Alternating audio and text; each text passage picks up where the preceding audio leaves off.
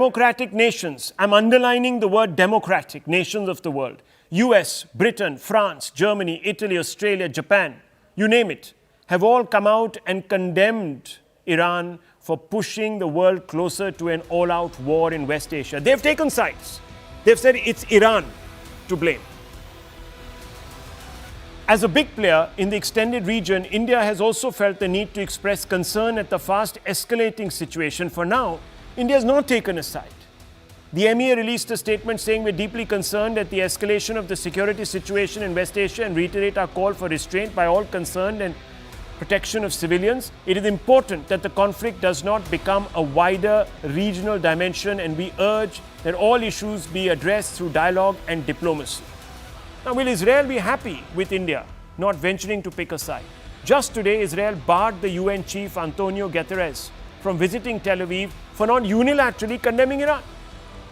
They said, and this is the Israeli foreign minister, I have declared UN Secretary General Antonio Guterres persona non grata in Israel and banned him from entering the country. Anyone who cannot condemn Iran's heinous attack, as almost every country in the world has done, does not deserve to step foot on Israeli soil. Now, this is a Secretary General who has yet to denounce the massacre and sexual atrocities committed by Hamas on October, a Secretary General who gives backing to terrorists, rapists and murderers, and now Iran, the mothership of global terror, will be remembered as a stain on the history of the United Nations, unquote. Now, India doesn't have much of a financial or trade-related investment in Iran. Let me tell you, viewers, it's not as much as our relationship on those parameters is with Israel. But its ties to Iran are of some geostrategic consequence, and that could perhaps hold us back. The trade rank with Israel is 37, with Iran is 61. Trade share Israel 0.59%, Iran 0.17%. Trade value, you can see that, viewers, $6,533 million. With Iran, it's about 1/4 of that. Share of exports, Israel 1.4, Iran 0.28. Share in imports, Israel 0.30 and Iran barely anything, viewers. So let's ask, should India actually take a position? Professor Brahma Chileni, let me come out to you first and foremost. What do you think? Clear stand, or should we wait, watch, hedge our bets, sit on the fence, or perhaps throw in our lot with Iran? Well, take a clear stance. Yes, India has taken a stance that it wants de-escalation. But should India seek to mediate in this crisis? That's the bigger issue. Prime Minister Modi has tried to broker a ceasefire in the Ukraine war. He visited both Ukraine and Russia. In fact, he'll be again going to Russia later this month for the BRICS summit. We'll be discussing the Ukraine war with President Putin. And when Modi went to Wilmington, Joe Biden's hometown, to attend the Quad summit, he briefed Biden on his peace initiative to bring an end to this war in Ukraine. Now, that peace initiative hasn't gone very far. Given that reality, and given the fact that the Iranian Supreme Leader, Ayatollah Khamenei, of late has made some disparaging comments on the condition of Indian Muslims, I think that India has less room to play the role of a mediator in the escalating tensions between Iran and Israel. The problem is this about Iran, that the figures that you cited, those figures are a bit skewed, largely because India is complying with the US sanctions against Iran. True. Otherwise, Iran would have been a major source of oil supply to India. India has halted all oil imports from Iran, and Iran is the closest source for oil for India. It's the nearest area geographically, and traditionally, Iran was offering India oil at some discount. So once the oil trade resumes between Iran and India, then obviously those figures, trade figures would change dramatically. But the bigger point that you ask is about India's mediating role, and I think India at the moment can only Professor, before we even talk about mediation, should it at least come out on the side of Israel and say we condemn Iran? And actually, on this particular point, Israel needs our support? I think India is offering tacit support to Israel should the support become open. Is a debatable point. Is a debatable point. Yeah, because I think is it a matter of debate for Dr. Anand Ranganathan tonight? Let's open this up. It's a debatable point, he says. I don't think we should burn our bridges with Iran. Okay. We have a stake in a future relationship with Iran. Okay. There's a Chabahar port. There is a pipeline. There are things, viewers, which one can't just set aside. But nonetheless, Dr. Ranganathan, yes. I have a distinct advantage of, unlike two of your erudite panelists who are experts, I'm a complete layman. So whatever I say holds very little value. But I like to speak as a layman because I think it's very important. Number one, I already told you, Rahul, how decade after decade, during war after war, it was Israel who came to our help, despite sanctions, despite other countries that were friendly to Israel, warning Israel not to do so. And it turned the tide of the wars we were involved in. So Israel has been a friend. We have not repaid in kind. Number two, so we must unequivocally stand with Israel, not only morally, but also in a real politic fashion. What do I mean by that? I'll just take 30 seconds to explain that.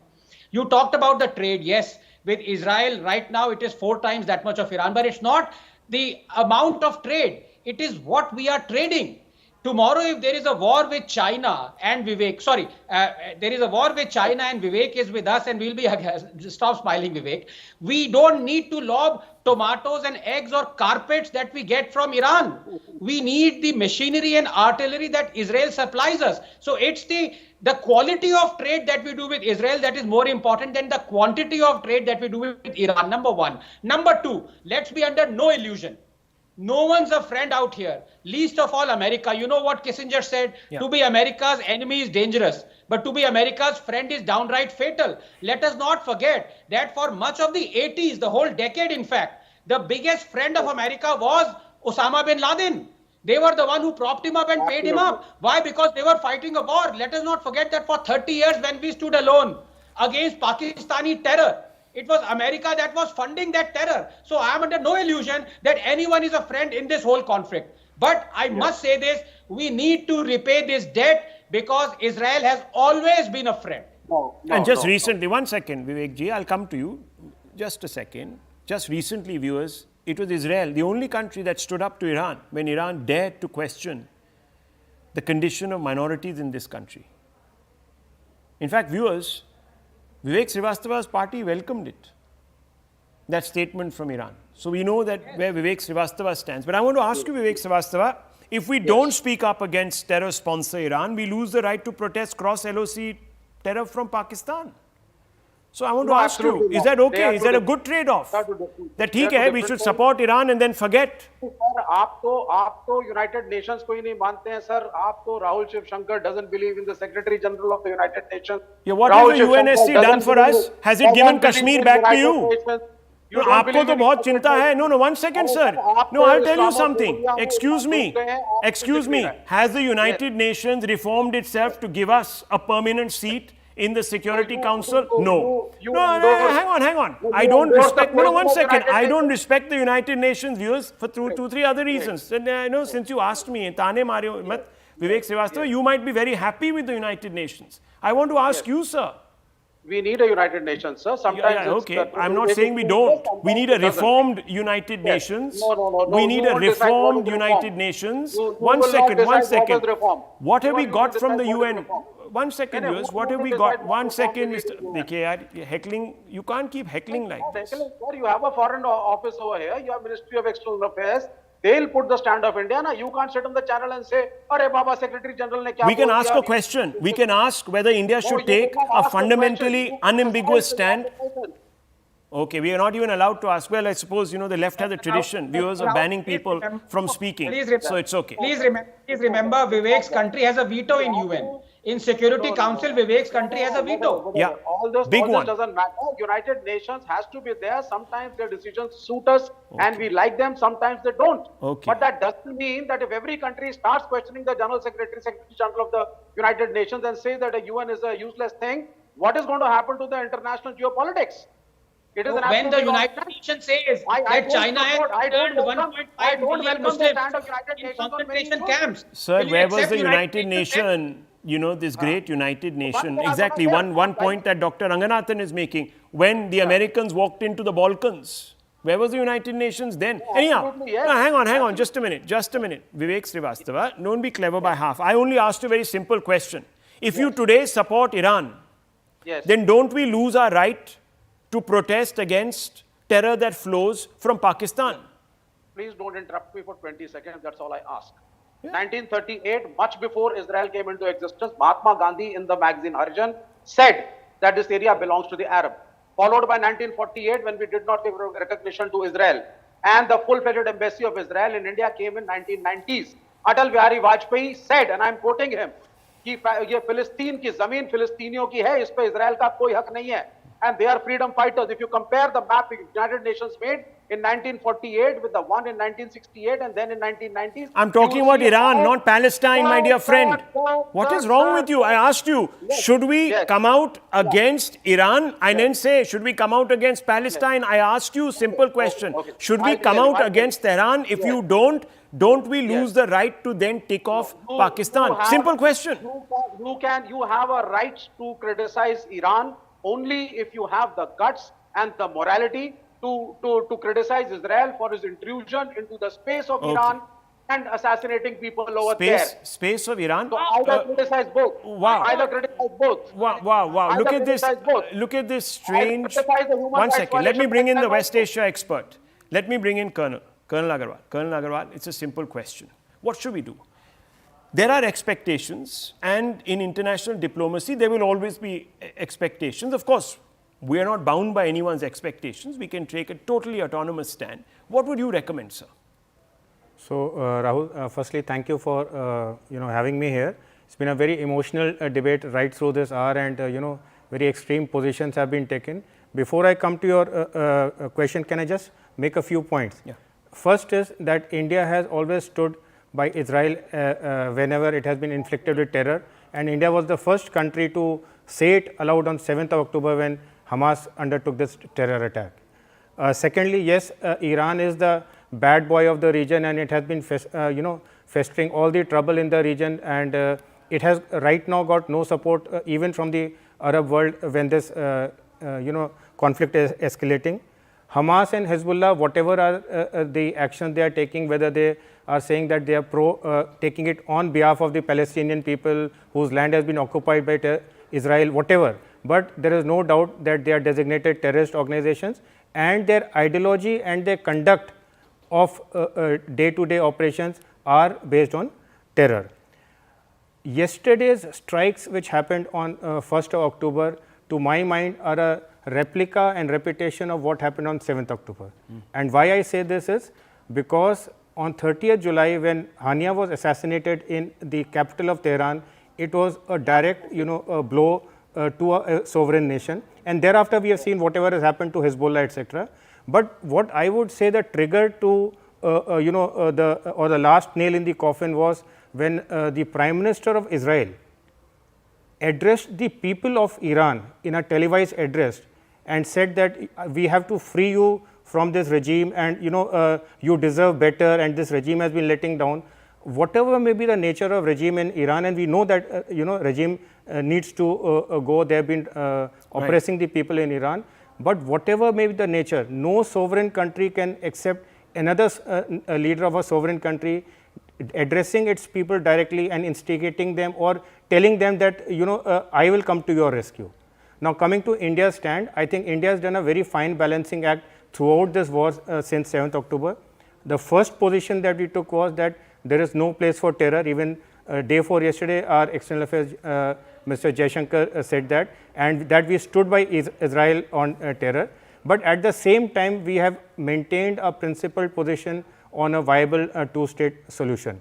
We have also said yesterday, on Monday, when Prime Minister spoke to Prime Minister Netanyahu, that there needs to be a early de-escalation, minimizing of civilian casualties. So, we have struck the right notes as far as. So I just want to ask you. You said no sovereign country no one has the right to interfere in what is happening in a sovereign country, this, that, the other, and warn those people against their own government, right? That's what you said. Yeah, correct. So then India did that in 1971 when it came to East Pakistan, did it not? Yes, absolutely. So then we had the right. No, I'm not saying whether Then it's let a me right, come to, right before or that, wrong. Tibet. Tibet was another issue. India told people of Tibet that, look, you're going to be swallowed by China. Of course, the left leader, Vivek Srivastava, will say that, Tibet is part of China. But be that as it may, India gave refuge to Tibetans. We've done so in other contexts also. So I just want one second. Professor Chelleni, I want to understand that if India again sits on the fence on this issue of cross-border terror and nations that sponsor cross-border terror and doesn't take a firm position against them, I'm not talking about being pro-America, West, etc. I'm just saying from principled view, do we suffer in some ways in making a case against cross-border terror that comes to us, as you know, from Pakistan and others and other parts?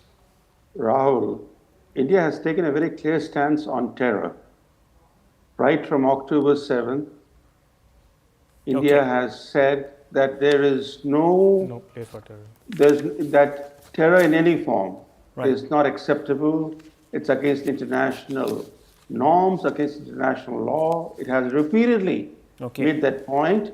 It is on the issue of countering terrorism. It has extended full support to Israel. Absolutely. It has done whatever it can publicly to support Israel. But on the issue of resolving these underlying conflicts in the Middle East that have been raging for decades, Right. it has taken a more nuanced stance because Okay. India does not want to burn its bridges with different actors. with And different I think we players, with should different respect states. that. I think we should And then- respect that. Professor Chelleni, I've really run out of yeah. time. I understand, I've really run out of time. I get what you're saying. We should put our interests first, viewers. That's one particular point of view from Professor Brahma Chelleni. There'll be others, of course, weighing in on this, and perhaps we'll have those conversations as we go forward. Thank you very much for watching.